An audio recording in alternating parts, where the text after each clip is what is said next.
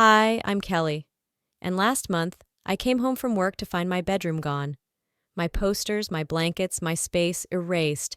My brother had moved in, and just like that, I was sent to sleep in the basement. No warning, no explanation, just silence and a new bedspread that wasn't mine. Why would a family replace you before they even tell you you're no longer part of it? Have you ever felt pushed out of your own home by the people who should have protected you? Let me know in the comments. It started with the smell.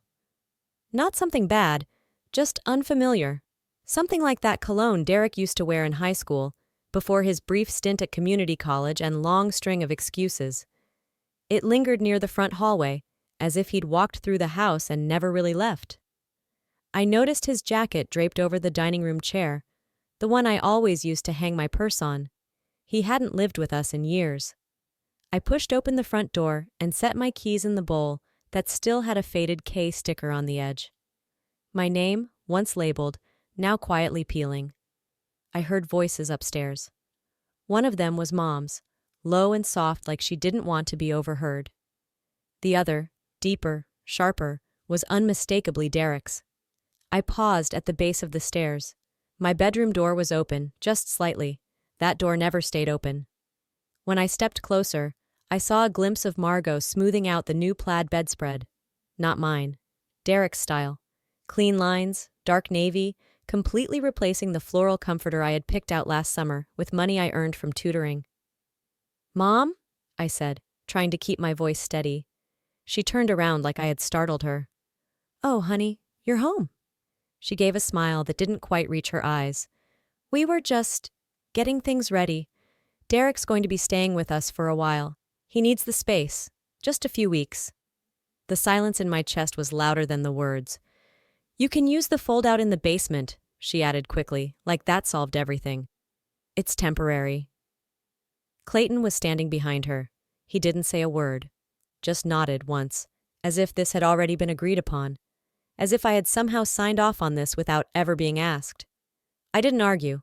I just walked past them, eyes catching on the edges of my bookshelf. Now empty. My posters were gone, my little ceramic lamp boxed up. A stack of containers near the laundry door had my things in them, labeled Misk in black Sharpie. Downstairs the air was colder. Not just temperature-wise. It was quiet, heavy. The kind of quiet that sits on your shoulders. I pulled the couch bed open. The mattress groaned like it hadn't been touched in years. It probably hadn't. I didn't bother changing clothes. Just laid down in jeans and a hoodie, arms crossed over my chest like I was bracing for impact. The ceiling fan above me spun in slow, uneven circles. I counted the ticks in the silence. 1, 2, 3. The chill wasn't just from the basement walls. It had moved into my bones. Later, when the house had dimmed and the upstairs laughter began, I listened. Margot's voice drifted down, light and carefree. Derek's followed, amused and arrogant. "She won't fight it," he said. "She never does." I closed my eyes. Not yet, but soon. I woke up to the smell of cinnamon and disappointment. It was my birthday, but I didn't expect much. I never did. Still, there was a part of me, childish, naive, that thought maybe this year would be different. Maybe someone would remember what I liked. Maybe someone would care enough to try. The living room had been decorated. Balloons hovered unevenly in the corners. A plastic banner that read "Happy Birthday" hung crooked above the fireplace. It all looked fine, if you didn't look too closely. If you didn't notice that none of it had anything to do with me. There were no photos, no colors I liked, no trace of who I was. Just the idea of a birthday, staged in a room that used to feel like home. Margot handed me a gift bag around lunchtime. Her eyes didn't meet mine. "Open it later," she said quickly, already pulling out her phone, typing something fast with her thumbs. She didn't mention Derek, but I could see the second plate being set at the table and the wine glasses she only took out when he visited. Dinner came. Derek arrived wearing a blazer like he hadn't just moved back in with unpaid loans. He sat at the head of the table, cracking jokes like he was the guest of honor. Maybe he was. At some point, he slid a gift bag across the table toward me with an exaggerated wink. "Happy birthday, sis." The bag was light, too light. Inside was a lavender candle, my favorite scent, but the wax was visibly melted down, uneven and dull. The wick had been burned, the ribbon was wrinkled, and the box smelled faintly like mothballs and old perfume. I nodded, polite, said nothing. Later that night, I walked past my parents' bedroom and saw the top drawer of Margot's dresser left slightly open. I don't know what made me look, but I did. Inside was a neat row of gift items, scarves still folded in their original packaging, body lotions from discount brands, candle sets, multiples of the same lavender one Derek had given me, all lined up like they were waiting to be assigned to the next occasion that needed pretending. I didn't touch anything. I just stood there, staring at the truth that was always there, but never this loud. Back in the basement, I sat on the edge of the pull-out bed, the candle still in its bag, resting on my lap. I didn't cry. I didn't even feel surprised. I just thought back to the birthdays I had spent baking cupcakes for other people, for them. How even when money was tight, I tried to make it special. This wasn't forgetful. This was deliberate. This was what they thought I was worth, what they thought I wouldn't notice. As I pulled the scratchy blanket over my legs, I heard soft footsteps on the stairs. Margot poked her head in through the half-open door, her tone too sweet, too light. "You didn't thank your brother," she said. I looked at her, gift bag still beside me. "I'll wait for a real one." She blinked, her smile faltered, but she didn't say anything. The house had gone quiet again, but not the kind of silence that came with peace. This one hummed just beneath the walls, tucked between footsteps and door hinges. A kind of low murmur that didn't want to be heard, but didn't try too hard to hide either. I started noticing it more at night, Derek's voice, muted behind closed doors. Margot's sharp whisper followed by that breathy chuckle she always used when she thought she sounded clever. I didn't need to hear full sentences to know my name was part of the conversation. You can always tell when a room changes because of you, even if you're not in it. One night, passing by the living room, I heard it. Just 2 words that sent a chill up my spine. Inheritance and Kellie. The rest of the sentence didn't matter. The word did its damage just fine on its own. The next morning over breakfast, I poured myself cereal and sat at the corner of the table. Derek had just walked in, fresh from the gym, or pretending to be. He grabbed his protein shake and leaned against the fridge like he owned it. Then casually, without even looking at me, he said it. "So, did you already spend that check from Grandma?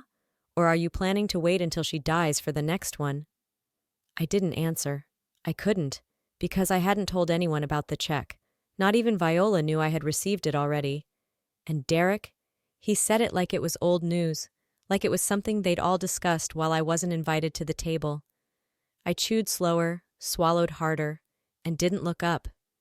That night I did laundry even though I didn't need to. I just needed an excuse to be near the upstairs hallway while everyone else thought I was in the basement. When I passed by Margot's room, her phone screen lit up. She had a habit of leaving it near the door when she changed clothes. A thread with Derek's name sat at the top of the message list. I shouldn't have looked, but when you already know you're being lied to, you stop worrying about boundaries. The preview line read, "Make sure you don't say anything to her yet. Let her feel lucky first." I didn't need to open the rest. The entire moment flashed back to me. Margot urging me to open the letter in the kitchen, Clayton pulling out his phone just as I peeled the envelope, Derek leaning on the counter with that fake, interested smile. It had all been staged. They knew about the money. They had planned the scene. They had waited for the performance to finish before pulling the rug out from under me. I wasn't proud. I was bait. Back in the basement, I skipped dinner. I poured a bowl of cereal again and sat on the floor instead of the couch, the silence buzzing in my ears like static. I pulled out my phone, opened the Notes app, started a folder titled, "For Me." I copied the message preview line, time-stamped it. Then I typed one sentence under it. They were never going to ask. They were always going to take. It started with a $14 pair of shoes. I was trying to buy them online. Nothing special, just clearance sneakers I'd been eyeing for weeks. My old ones had torn near the heel. I didn't even want new ones, just functional. When the checkout screen froze, I thought it was a Wi-Fi glitch. Then I saw the balance. $0. I blinked, Refreshed the page, re-entered the card info. Still zero. A hollow chill spread through me. Not the kind that comes from being cold, but the kind that starts deep in your gut, then pushes upward until it squeezes your throat. I pulled up my transaction history. The last deposit? From 3 months ago. My paychecks, my tutoring money, all there. But the withdrawals? Multiple, large, and unfamiliar. I walked upstairs like my body didn't belong to me. Found Clayton in the garage, polishing the same wrench he always did when he didn't want to talk. I asked him directly, "Did you take money from my account?" He didn't flinch. "It was just sitting there," he said. "Your brother needed help." No sorry, no guilt, just that same tone he used when telling me to clean up the dishes that weren't mine. "You could have told me," I whispered. "You would have said no," he replied. Like that made it fine. Later that afternoon, Derek knocked on the basement door like we were roommates. He tossed an envelope on the edge of the futon. "There's something for you," he grinned. Inside was a $20 bill, creased, probably from his glove compartment, and a piece of notebook paper. "I owe you big things coming soon." I didn't say a word, just folded it back and placed it on the windowsill. That night I sat cross-legged on the cold floor. I remembered how many late nights I stayed at the diner saving those tips, how many times I skipped lunch at school just to build that account. That money was mine. And now, it wasn't just gone, it had been laughed off. I thought of Margot, Derek, Clayton, all circling each other like the family I never quite belonged to, and me, the utility they drew from whenever they ran dry. I got up, pulled out my small fireproof box from under the bed. I opened it. Birth certificate, social security card, high school transcripts, Brington College admission packet. I scanned every document, saving them in triplicate. Then I zipped it into a new folder on my cloud drive and labeled it simply, Exit Plan. It came in the middle of a Wednesday. I was folding laundry in the basement when my phone buzzed with a voicemail alert. I didn't recognize the number, but the transcript preview showed one familiar name, Margot. Curious, I played it. At first, it was just muffled background noise. Then I heard Aunt Colleen say something about the guest list. A pause, a sigh, and then Margot's voice, sharp, clear, and close like she was standing right next to me. "She just takes up space," she said. "Always has. Kellie does what she's told. That's the only thing she's good at." I stopped breathing. Colleen laughed. Not big, just a breathy chuckle. But it was enough to make me press pause. I replayed it. This time, I let it run longer. "She's not special, you know," Margot continued. "The scholarship? Probably some diversity thing. She's too quiet to lead, too emotional to last. She won't make it on her own." The rest of the recording was logistics, party times. Who was bringing the wine? Derek's new job pitch. No one mentioned me again. But they didn't need to. Because not once in that message did Colleen defend me. Not once did she say, "That's not fair," or even shift uncomfortably. She just listened, laughed, moved on. A few minutes later, a new message came in. "I didn't mean for you to hear that. I'm so sorry." No explanation, no follow-up, just that. I didn't reply. I sat there, phone still in hand, listening to that recording 5 more times. Not because I needed to hear the words again, but because I needed to believe they were real, that I hadn't imagined them, that I hadn't misunderstood her tone all these years.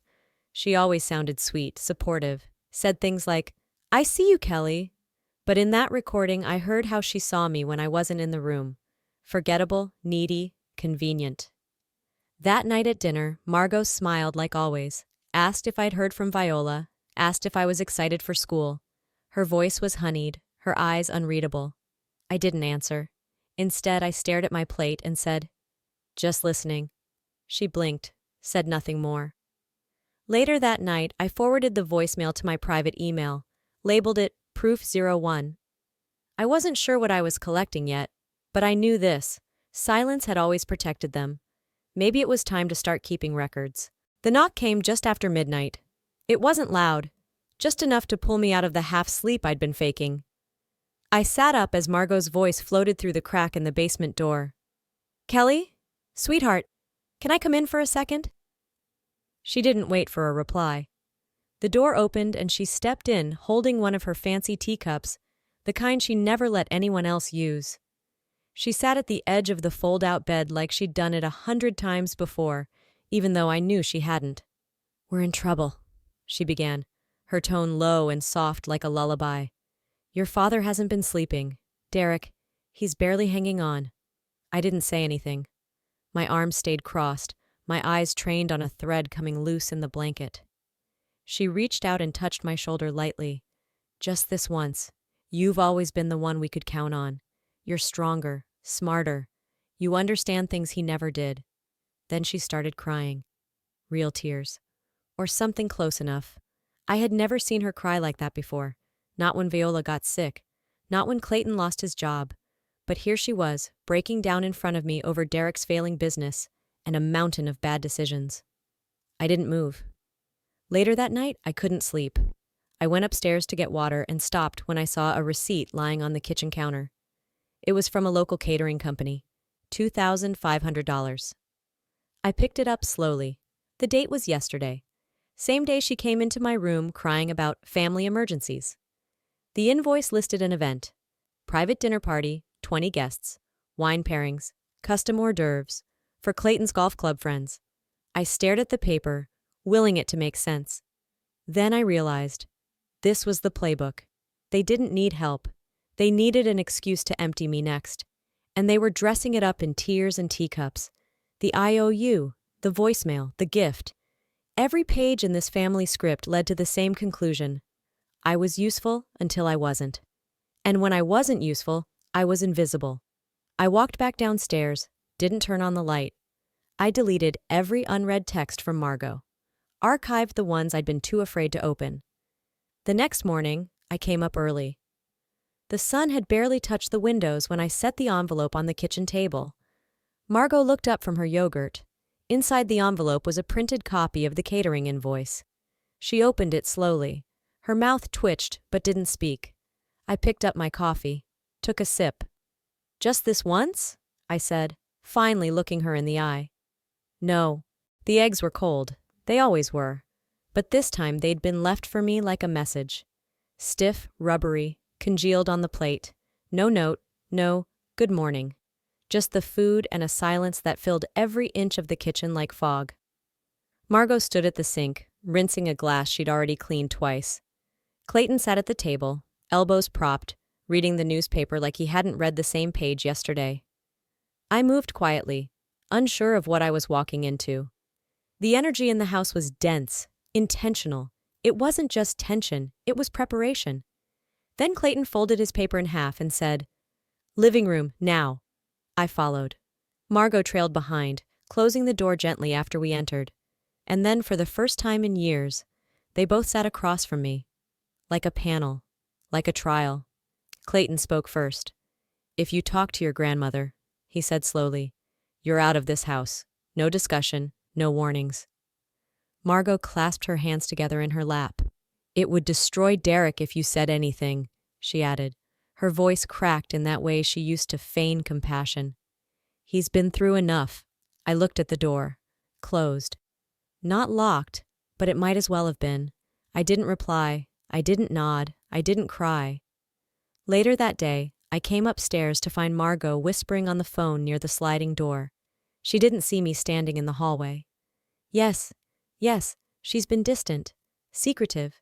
We think she's run off with someone, older. She took some money. It's all very upsetting." She sighed, deep and rehearsed. "We're doing everything we can to help her, but she's not herself anymore." I didn't step forward. I didn't interrupt. I just turned around and went back downstairs. They weren't just preparing to push me out. They were writing the story in advance, shaping the headlines in their favor. Before I could leave, they needed to make sure no one would believe my version of the truth. I laid on the couch that night, fully dressed. My backpack was already packed and tucked beneath the frame. I had checked everything twice. Documents, money, phone charger. The only thing I hadn't packed was guilt. I stared at the ceiling until the light from the hallway dimmed. The house settled into its usual hum. Upstairs, a cabinet door clicked shut. A faucet squeaked. Their world continued without hesitation. But mine was about to change. I whispered into the dark, to no one but myself. One more push.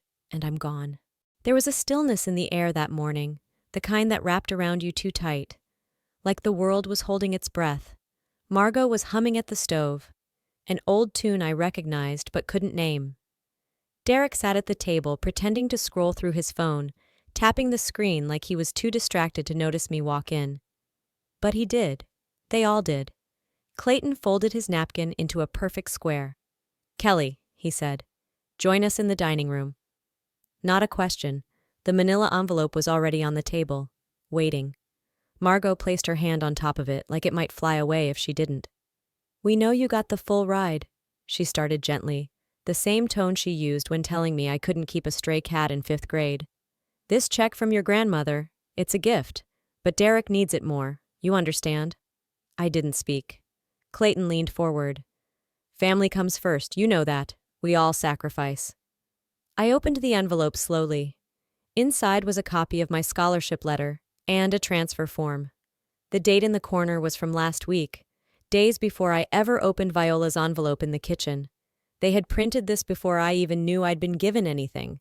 This wasn't a request. This was a sentence. I looked at Margot. She smiled like we were sealing a deal. Like this was a fair exchange and not what it was.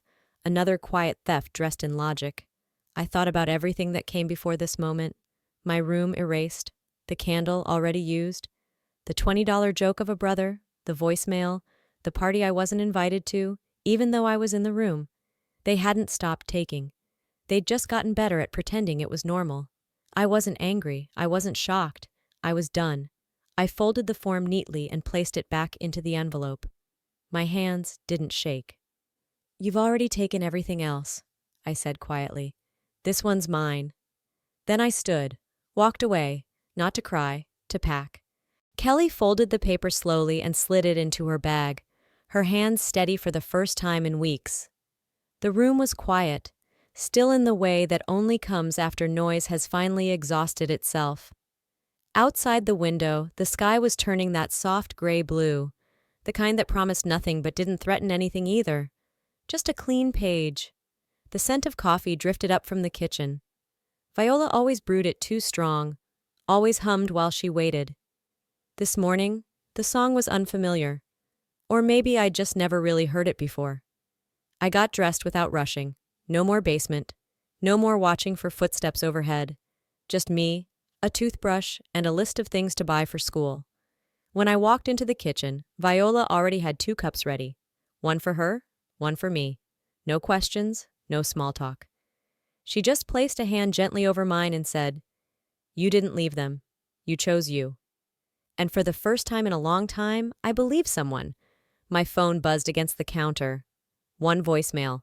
Margot. I stared at the notification for a full minute before pressing play. "You always were too stubborn," she said. Her voice was brittle around the edges, as if trying not to crack but already halfway there. "Maybe that's what makes you dangerous." I didn't listen to the rest.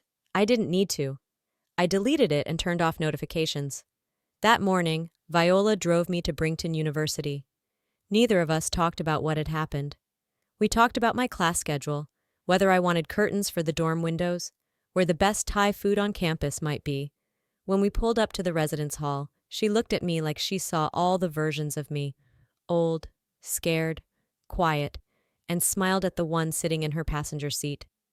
"They will come to regret it," she said. "You won't." I nodded. No tears, just gratitude. In my dorm room, I unpacked slowly, hung up 2 shirts, folded 1 blanket, taped a photo to the corner of my desk, Viola and me, taken with shaky hands the night I left. It wasn't a declaration, just a reminder. Someone knocked on the door. A girl with a messy bun and 2 coffees stood on the threshold. "You must be Kellie," I smiled, surprised by how easy it came out. "Yeah, I am now. Some choices don't feel like choices at all. They feel like survival." Leaving wasn't about revenge.